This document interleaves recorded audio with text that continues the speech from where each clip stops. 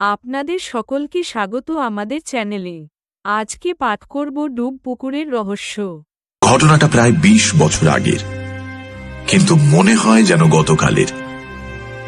আজ থেকে ২০ বছর আগে সন্ধ্যের আঁধারে ডুব পুকুরের পাড়ে ঠিক কি যে হয়েছিল সেটা ভাবতে গেলেই কেমন সব গুলিয়ে যায়।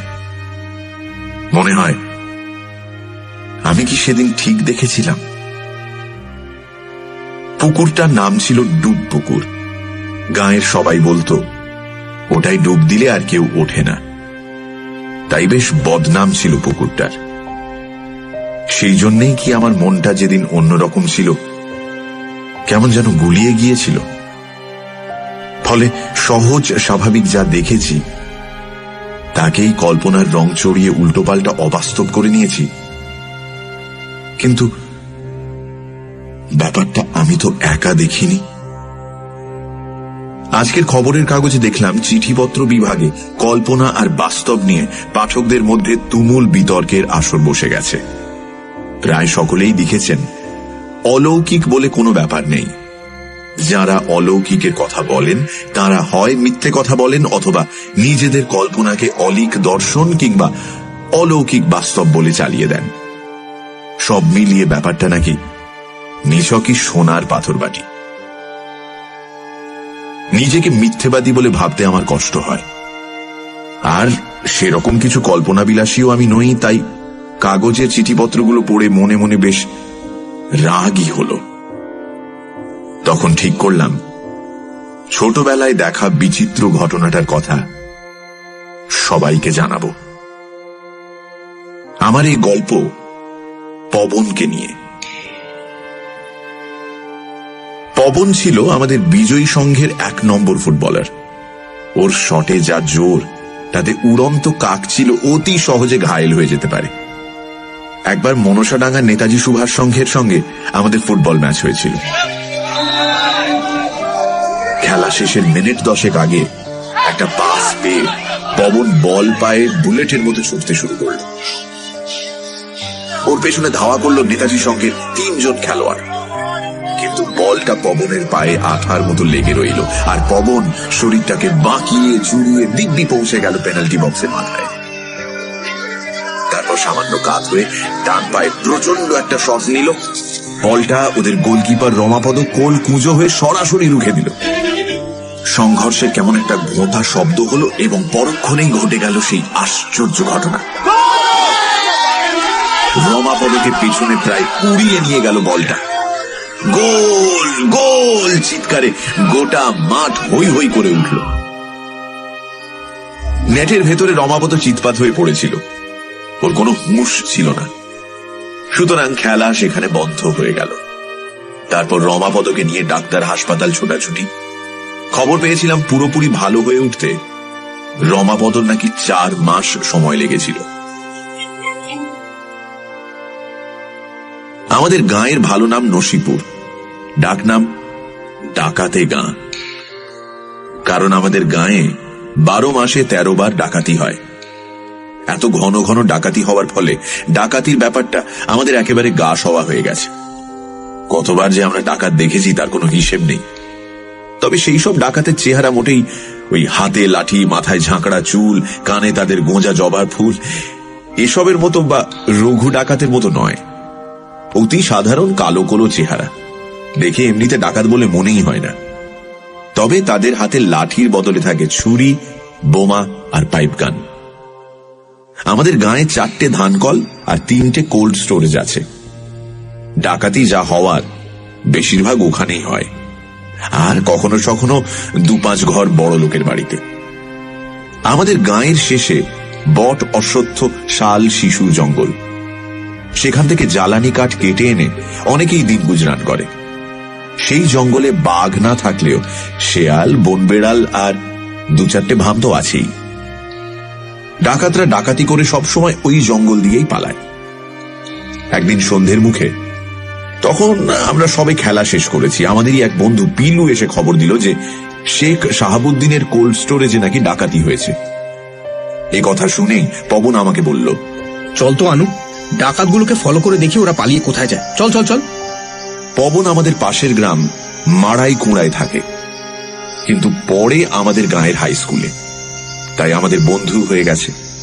ওর চেহারা কালো, খানিকটা ঢ্যাঙার দিকে, তবে গায়ে জোর আছে, আর পেশিগুলো সবসময় চকচক করে। ওর শটে যেমন জোর, মনের জোরও বোধ হয় তেমনই। নইলে কেউ ডাকাতদের পিছু পিছু যাওয়ার কথা বলে? অবশ্য ও সবসময় বলে। ছি ছি ছি, তোদের লজ্জাও করে না? তোদের গায়ের নাম ডাকাতে গাঁ হয়ে গেছে, ছি। আমি রাজি হচ্ছি না দেখে পবন আমার হাত ধরে রীতিমতো টানাটানি শুরু করে দিল। শেষ পর্যন্ত আমি, পিলু, মিলন আর পবন এই চারজন মিলে রওনা হলাম।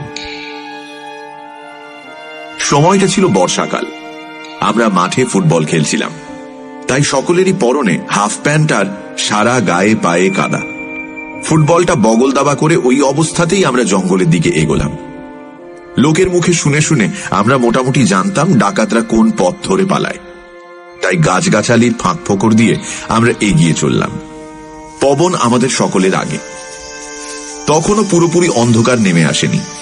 তার আগেই যাতে আমাদের অভিযান শেষ হয়, তার জন্য আমরা পবনকে তাড়া দিচ্ছিলাম। জল কাদা আগাছার মধ্যে মিনিট পাঁচেকের পথ পেরোতেই আমরা ডুব পুকুরে পৌঁছে গেলাম।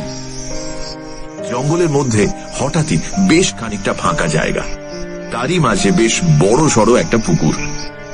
অন্য সময় জল তেমন না থাকলেও এখন বর্ষার জলে ঢলঢল। পুকুর পাড়ে দু চারটে বড় বড় গাছ। অন্ধকার নামার আগেই ব্যাঙের দল ডাকাডাকির কাজ শুরু করে দিয়েছে। বাবা কাকাদের মুখে শুনেছি এই পুকুরটা নাকি প্রায় 100 বছরের পুরনো। পুকুর থেকে খানিকটা দূরেই দাঁড়িয়ে আছে একটা ভাঙা পোড়ো বাড়ি। তার কোনো দেওয়ালি অক্ষত নেই, কোথাও অর্ধেক, কোথাও বা সিকি ভাগ কোনো রকমে দাঁড়িয়ে আছে। মাথার ছাদও সেই কোন কালে ধসে পড়ে গেছে। সুতরাং বর্ষায় ও বাড়িতে মাথা গোঁজার ঠাঁইও খুঁজে পাওয়া দায়। গাঁয়ের গরিব লোকেরা যার যখন দরকার এ বাড়ির গাঁথুনির ইট খসিয়ে নিয়ে যায়। ইটগুলোর চেহারা কেমন পাতলা, ছোট মাপের, দেখেই বোঝা যায় বহুকালের পুরনো। শুনেছি এ বাড়িটা নাকি এককালে রাজবাড়ি ছিল। ভিনদেশীরা হানা দেওয়ার সময় বাড়ির মা বোনেরা নিজেদের মান বাঁচাতে গলায় কলসি বেঁধে এই পুকুরে ঝাঁপ দিয়েছিল। তারপর থেকেই এই পুকুরটার নাম ডুব পুকুর। সবাই বলে এই পুকুরে ডুব দিলে কেউ আর ওঠে না। এখন ডুব পুকুরের পাড়ে দাঁড়িয়ে এসব কথা মনে পড়ছিল, আর আমার কেমন জানি গা ছমছম করছিল। মনের ভেতরে ডাকাতের ভয় চাপা পড়ে গিয়ে ভূতের ভয় মাথা চাড়া দিচ্ছিল। পবনের ঠেলায় পড়ে ডাকাতদের খোঁজে এদিক ওদিক খানিকক্ষণ ঘোরাঘুরি করলাম আমরা। পবন সাহস করে এক ছুটে পোড়ো বাড়িটাও একটা চক্কর মেরে এলো। সন্ধ্যের ঘোলাটে আধার পা টিপে টিপে নেমে আসছিল। আমাদের দেখতেও বেশ অসুবিধে হচ্ছিল। তারই মধ্যে মিলন হঠাৎ সাপ সাপ সাপ বলে চেঁচিয়ে উঠল। ওর ইশারা মতো তাকিয়ে দেখি কালচে রঙের একটা মোটা সাপ সরসর করে ডুব পুকুরের জলে নেমে যাচ্ছে। আমি বললাম, পবন চল, ঢের হয়েছে, পরের দিন আলো এসে খোঁজ করা যাবে। আমার কথা শুনে পবন হেসে বলল, কার খোঁজ করবি? হ্যাঁ, ডাকাতরা কি তোর হাতে ধরা দেওয়ার জন্য দিনের বেলা সে পুকুর পাড়ে বসে থাকবে? তারপর আমার পিঠ চাপড়ে বলল, আরে ভয়ের কিচ্ছু নেই রে। বর্ষার সময় এই পুকুরটায় সাপ কিলবিল করে। দেখ, বর্ষায় ওদের গর্তে জল ঢুকে পড়ে বলে ওরা বাইরে বেরিয়ে আসে। তাছাড়া এই সময়টায় ব্যাঙের লোকটা তো আছেই। পিলু বলল, বলছি কাল দিনের বেলা এলেও তো ডাকাতদের খোঁজ খবরটা পাওয়া যেত, তাই না? আমি বললাম, তার মানে? পবনও অবাক হয়ে পিলুর দিকে তাকিয়েছে। পিলু হেসে বলল, আরে এটা তো জলের মতো সহজ। দেখ, কাল মর্নিং এ এসে ডাকাতদের পায়ের ছাপ দেখতে পাবি, তারপর থানায় খবর দিলি দারোগা বাবু সব কটাকে অ্যারেস্ট করে ফেলবে, ব্যাস। পবন বিরক্তির একটা শব্দ করে বলল, দারোগা বাবু কিছুই করবে না, সে ডাকাতির বকরা পায়। ডাকাতগুলো যদি আমাদের মাঠের উপর দিয়ে পালাতো তাহলে খুব ভালো হতো। মিলন বোকার মতো জিজ্ঞেস করলো, কেন? বোকার মতো বললাম এই কারণে যে ডাকাতদের উপর পবনের প্রচন্ড রাগের কথা আমাদের ক্লাবের সবাই জানে। মিলনের প্রশ্নের উত্তরে পবন বলল, ওরকম একটা মৌকা পেলে না ডাকাতগুলোকে একবার দেখে নিতাম আমি। আমরা তিনজনে এক অদ্ভুত সমীহের চোখে পবনের দিকে তাকিয়ে রইলাম। তারপর আর দেরি না করে ফিরে চললাম বাড়ির দিকে। আমি মনে মনে ভগবানকে ডাকছিলাম আর বলছিলাম, ডাকাতরা যেন কখনো আমাদের খেলার মাঠের উপর দিয়ে না পালে বাবা। ভগবান যে আমার প্রার্থনা শোনেননি সেটা দিন 20 পরেই টের পেলাম। ডাকাতির কাজ সেরে ডাকাতরা সাধারণত জঙ্গলে ঢুকে ডুবপুকুরের পাশ দিয়ে পালায়। জঙ্গল এলাকার শেষে সরসী নামে একটা নদী আছে। নদীটা সরু মাপের হওয়ায় তার উপরে নানা জায়গায় কাঠের সাঁকো বাঁধা সহজ হয়েছে। ডাকাতরা এই নদী পেরিয়ে বিটুলা গাঁয়ে ঢুকে পড়ে, তারপর সেখান থেকে এদিক ওদিক ছড়িয়ে যায়। একদিন বিকেলে আমরা মাঠে ফুটবল ম্যাচ খেলছি। পবন এর মধ্যেই দুটো অবিশ্বাস্য গোল করে ফেলেছে। হঠাৎই শুনতে পেলাম বোমার শব্দ। আমরা বেশ অবাক হয়ে খেলা থামিয়ে দাঁড়িয়ে পড়েছি। দূরে তাকিয়ে দেখি সাদা ধোঁয়ার তাল মেঘের মতো ভেসে উঠছে শূন্যে। কয়েকজন লোক সেদিক থেকে তীর বেগে ছুটে আসছে আমাদের মাঠের দিকে, আর তাদের খানিকটা পেছনে তাড়া করে আসছে একদল লোক। তারা বলে গলা ফাটিয়ে চিৎকার করছে। ব্যাপারটা বুঝতে কোনো রকম অসুবিধে হলো না। ডাকাতি করে পালানোর সময় আমাদের গাঁয়ের লোকেরা টের পেয়ে দল বেঁধে ডাকাতদের তাড়া করেছে। বোমার ভয়েও তারা পুরোপুরি পিছিয়ে যায়নি, কিন্তু এরপরই তারা ভয় পিছিয়ে গেল, কারণ ডাকাত দলের একজন হঠাৎই ঘুরে দাঁড়িয়ে পাইপ গানের মতো কি একটা থেকে গুলি ছুঁড়ল। আরেকজন হাত ঘুরিয়ে বলের মতো একটা বোমা ছুঁড়ে দিল। কান ফাটানো শব্দ আর ধোঁয়ায় কিছুক্ষণ ভালো করে দেখতে পেলাম না।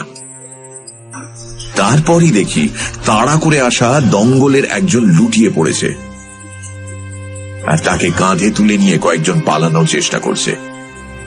প্রথম বোমা পড়ার পর গাঁয়ের লোকজনের ভিড় ফিকে হয়ে গিয়েছিল। তার উপর দ্বিতীয় বোমা এবং গুলির ঘটনা ঘটতেই তারা ঊর্ধ্বশ্বাসে পেছন ভিড়ে দৌড়তে শুরু করল।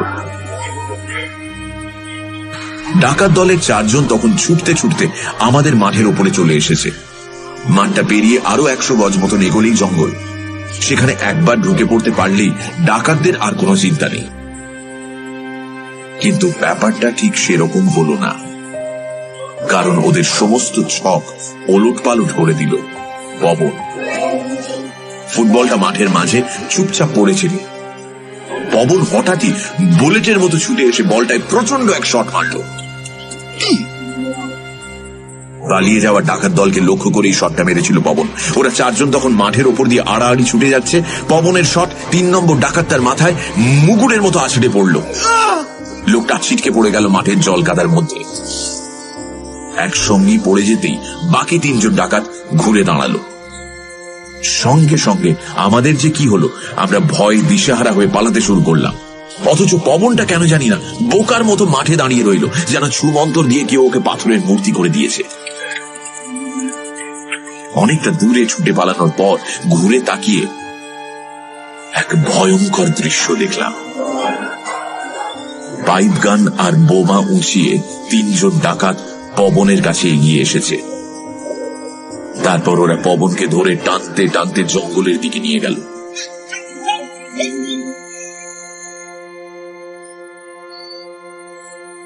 আমরা ভেবে উঠতে পারছিলাম না এখন কি করা উচিত। কেউ কেউ বলতে লাগলো, চল দৌড়ে গিয়ে থানায় খবর দি। আবার অন্য কেউ বলল, আরে না না, চিন্তার কিছু নেই, দেখবি ওরা পবনকে 2-4 ঘা দিয়ে ছেড়ে দেবে। কিন্তু ডাকাতটা যদি পবনের শটে ঘায়ল হয়ে মরে গিয়ে থাকে? মিলন কাঁদো কাঁদো স্বরে প্রশ্ন করল। আমি বললাম, ডাকাতটা বোধহয় মরেনি, যেভাবে ওকে ধরে ধরে নিয়ে গেল তাতে মনে হলো মাথা টাথা ঘুরে খানিকক্ষণের জন্য অজ্ঞান হয়ে গিয়েছিল। বীরু বলল, দেখবি ওরা পবনকে সেরকম কিছু করবে না। মিলন বলল, কেন? দেখলি তো কিভাবে পাইপ গান বুকে টেকিয়ে ওকে নিয়ে গেল। আরে এটা তো জলের মতো সহজ। দেখ, ওরা এইমাত্র একজনকে হাফ মার্ডার করেছে, সেকেন্ড টাইম আর রিস্ক নেবে না। পিলুর কথায় আমি, মিলন আর অন্য বন্ধুরা সান্ত্বনা খুঁজে পেতে চাইলাম, আর আমি গোপনে ভগবানকে ডাকতে লাগলাম। মাঠের ধারে তখন গাঁয়ের লোকজন জড়ো হয়ে প্রচন্ড হইচই চলছে। আমাদের চেঁচামেচিতে থানায় খবর দিতে লোক ছুটল। আমরাও দল বেঁধে টর্চ নিয়ে ঢুকে পড়লাম জঙ্গলে। দুরু দুরু বুকে পবনের নাম ধরে ডাকতে লাগলাম।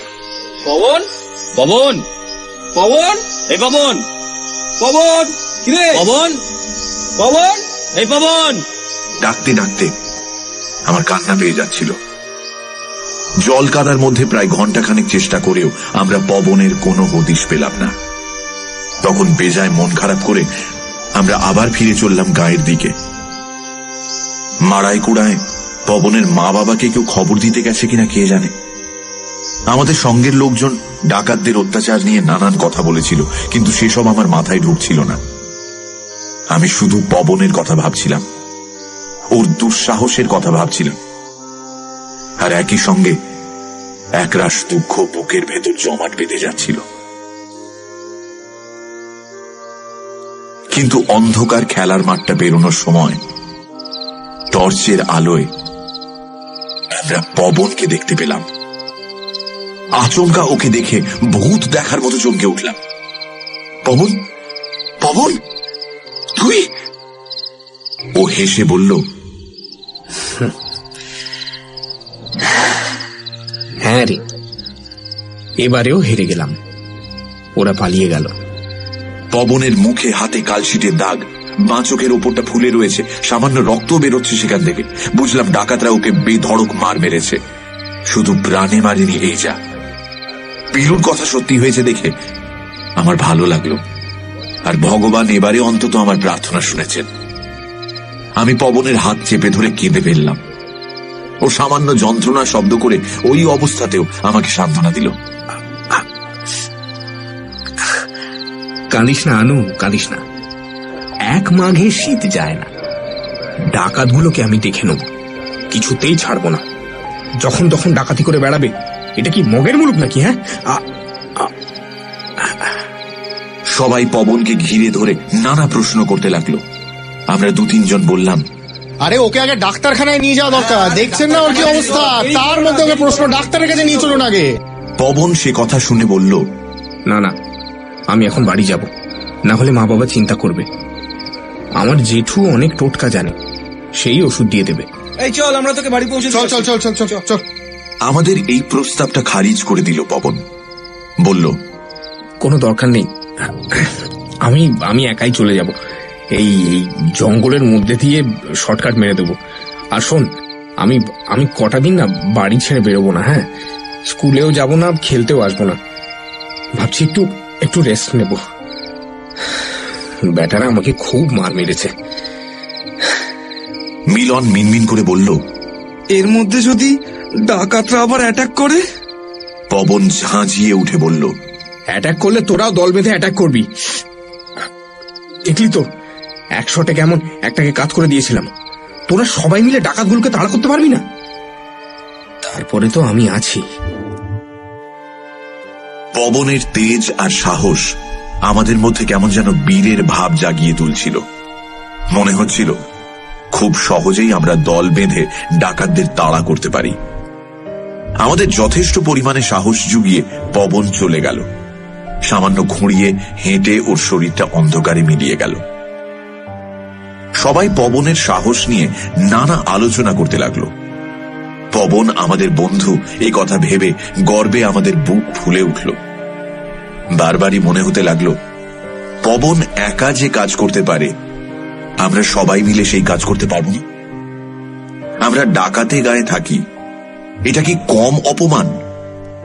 অথচ অন্য গাঁয়ের ছেলে হয়ে পবন সেই অপমানের বিরুদ্ধে একা রুখে দাঁড়াচ্ছে।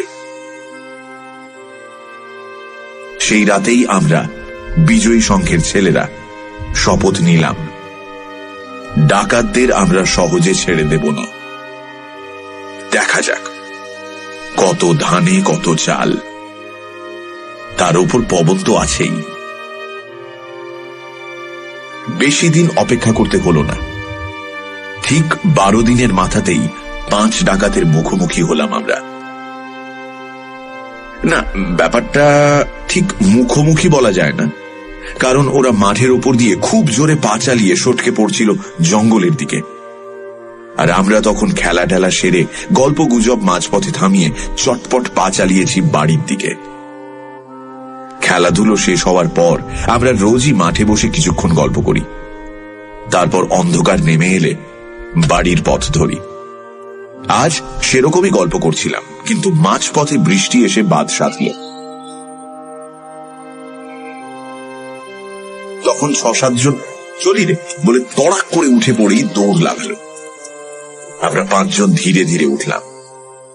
5 জন, কারণ আমি, পিলু আর মিলন ছাড়া সঙ্গে ছিল নগেন আর সাধু। সাধুর বগলে ফুটবলটা ধরা ছিল। ওর চেহারা বেটে খাটো, গাঁটটা গোট্টা, সাহসও খুব একটা কম নয়। তাড়াতাড়ি পা ফেলতে ফেলতে ও আমাকে জিজ্ঞেস করলো, এই আনু, অমন কবে থেকে আসবে রে? আমি বললাম, সেদিন যা মার খেয়েছে মনে হয় না হপ্তা 3 আগে আসতে পারবে।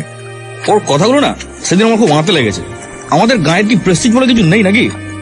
পিলু বলল, আরে আমি তো সেদিন থেকে শুধু ডাকাতের জন্য ওয়েট করছি, জানিস? এর মধ্যে একদিন ঘুমের মধ্যে আমি ডাকাত ডাকাত বলে চেঁচিয়ে উঠেছি।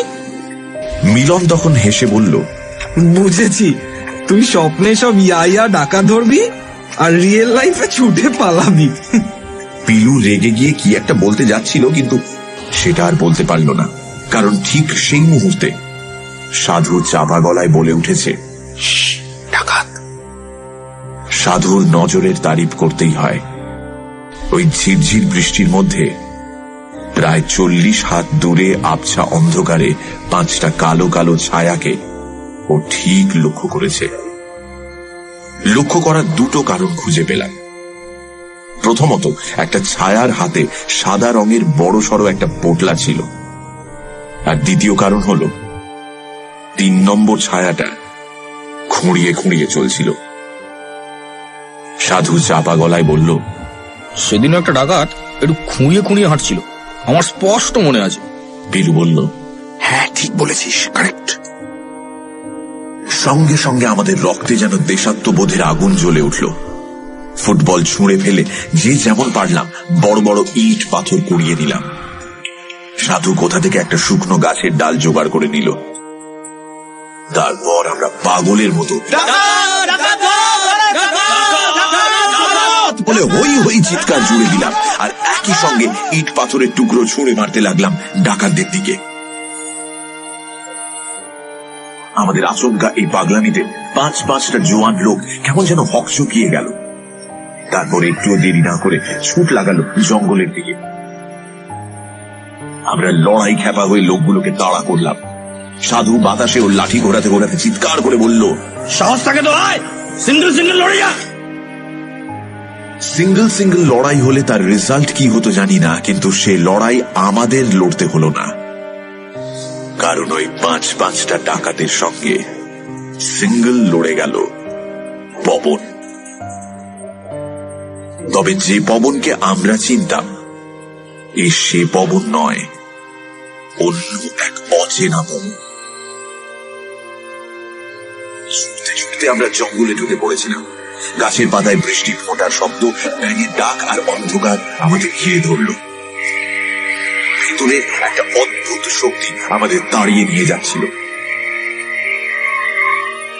একটু পরেই আমরা ডুবডুবুরের কাছে চলে এলাম, আর সেখানে পৌঁছানো মাত্রই যে দৃশ্য দেখলাম, তাতে পাথর হয়ে যাওয়া ছাড়া কোনো উপায় ছিল না। পুকুর পাড়ে 5 জন ডাকাতের মুখোমুখি রুখে দাঁড়িয়েছে পবন। ওর লম্বা শরীর থেকে এক বিচিত্র নীল আভা ঠিকরে বেরোচ্ছে। সেই আলো ডাকাতগুলোর শরীরের নানা জায়গায় পড়ে চকচক করছে। পবনের গায়ে কোনো পোশাক নেই, তবে বরফ কুচির মতো এক রাশ মিহি গুঁড়ো ওর চোখে মুখে গায়ে লেপটে রয়েছে। তারই মধ্যে চোখ দুটো তীব্রভাবে জ্বলজ্বল করছে। ভিন গ্রহের এক অপচ্ছায়ার মতো ডুব পুকুরের পাড়ে দাঁড়িয়ে রয়েছে পবন। ডাকাতগুলো পবনকে দেখে ঘাবড়ে গিয়েছিল, কিন্তু অবাক হওয়ার প্রথম ধাক্কাটা সামলে নিয়ে ওরা আত্মরক্ষা অথবা আক্রমণের কাজে নেমে পড়ল। গাছের আড়ালে দাঁড়িয়ে আমরা 5 জন হতবুদ্ধি হয়ে সব দেখতে লাগলাম। অন্যান্য ইন্দ্রিয় অকেজো হয়ে গিয়ে শুধু আমাদের চোখ কাজ করে চলল।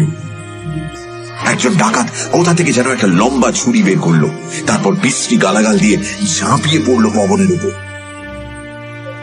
পবনের হাত দুটো পেছনে লুকিয়ে রাখা ছিল বলে এতক্ষণ কিচ্ছু দেখতে পাইনি, কিন্তু ছুরি হাতে ডাকাতটা ওর দিকে 1 পা এগোতেই পবন অদ্ভুত ভাবে শরীরটাকে নাচিয়ে ঢঙে দুলিয়ে চোখের পলকে ওর হাত দুটো উঁচিয়ে ধরলো ডাকাতটার মুখের সামনে, যেন এক্ষুনি আক্রোশের থাবায় সব ছিন্ন ভিন্ন করে দেবে। ওর হাত দুটো দেখা মাত্রই আমাদের বুকের ভেতরটা কেমন ঠান্ডা হয়ে গেল। পবনের 2 হাতের 10 আঙুলের জায়গায় হিল হিল করছে 10টা লিকলিকে কালো সাপ।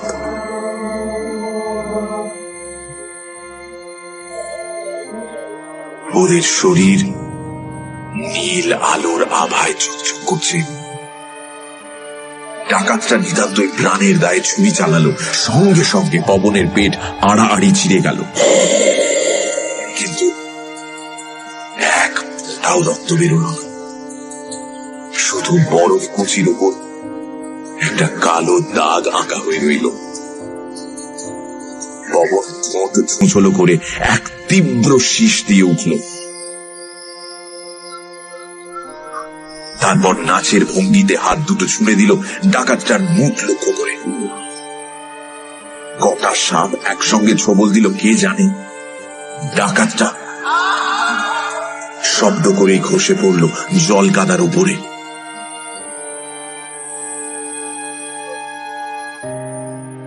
ব্যাঙের ডাক ছাপিয়ে 10টা সাপের ফোঁস ফোঁস শব্দ আমরা শুনতে পাচ্ছিলাম। শিকার করার নেশায় সাপগুলো যেন উল্লাসে পাগল হয়ে গেছে। পবন তখন বিচিত্র মুদ্রায় হাত ঘোরাচ্ছিল আর এই পাশ ওপাশ তাকাচ্ছিল তীব্র চোখে। তৃতীয় একটা ডাকাত ওকে লক্ষ্য করে বোমা ছুড়ল। ও নিমেষে সাপের আঙুল দিয়ে লুফে দিল বোমাটাকে, তারপর হাত ঘুরিয়ে ওটা ছুড়ে দিল ডুব পুকুরের জলে। ছপাং করে একটা শব্দ হলো, আর সে শব্দের রেশ মিলিয়ে যাওয়ার আগেই পবন আবার তীব্র শীষ দিয়ে উঠল। একই সঙ্গে ওর বাঁ হাত ছোবল বসিয়ে দিল দ্বিতীয় ডাকাতটার গলায়। একজন ডাকাত পাইপ গান চালালো পবনকে তাক করে। পবনের বরফের পাউডার মাখা শরীরে একটা কালো ফুটো তৈরি হলো, কিন্তু ওই পর্যন্তই। তারপরে আবার শীষের শব্দ, আঙুলের ছোবল এবং তৃতীয় ডাকাতের গল্প শেষ। আর কয়েক সেকেন্ডের মধ্যেই শীষ দিয়ে নাচের মুদ্রায় হাত নেড়ে বাকি 2 জন ডাকাতদেরও খতম করল পবন। তারপর হাত দুটো খুব ধীরে শূন্যে নাড়াতে লাগলো। ওর আঙুলের ডগার সাপগুলো শরীর বাঁকিয়ে চুরিয়ে হিস হিস শব্দে বাতাসে সাঁতার কাটতে লাগলো।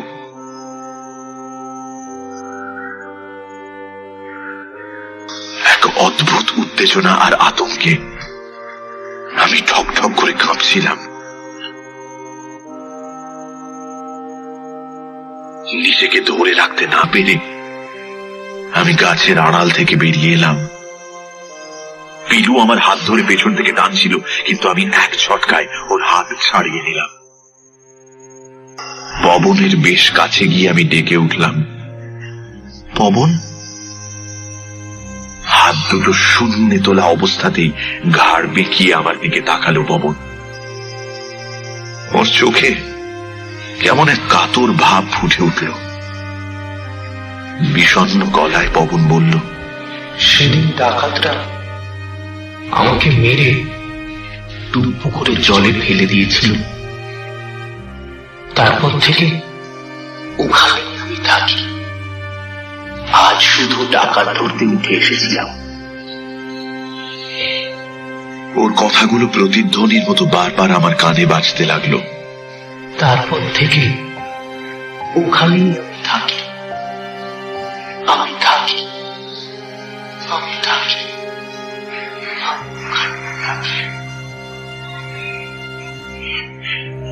কথাগুলো বলেই আচমকা পুকুরের দিকে দুপা ছুটে গেল পবন। অদ্ভুত ভঙ্গিতে শূন্যে লাফ দিল। একটা তীব্র শীষের শব্দ শোনা গেল। ওর শরীরটা শূন্যে বাঁক নিয়ে আবার তীরের মতো সোজা হয়ে গেল। তারপর সেই তীর নিখুঁত ভাবে বিঁধে গেল ডুব পুকুরের জলে। অথচ জলে কোনো শব্দ হলো না, কোনো ঢেউ উঠল না। শুধু পবনের নীলাভ জ্যোতির্ময় শরীরটা জল ভেদ করে ঢুকে গেল ভেতরে। অন্ধকার বৃষ্টি ভেজা রাতে সে এক অলৌকিক ট্রাপিজে ফেলা। গল্পটি ধৈর্য ধরে শোনার জন্য অনেক ধন্যবাদ। গল্পটি ভালো লেগে থাকলে একটি লাইক, কমেন্ট এবং সাবস্ক্রাইব করবেন এবং আপনাদের বন্ধুদের সাথে শেয়ার করবেন এবং বেল আইকন প্রেস করে রাখবেন যাতে আমাদের পরের আপলোডগুলো আপনার নোটিফিকেশন পান।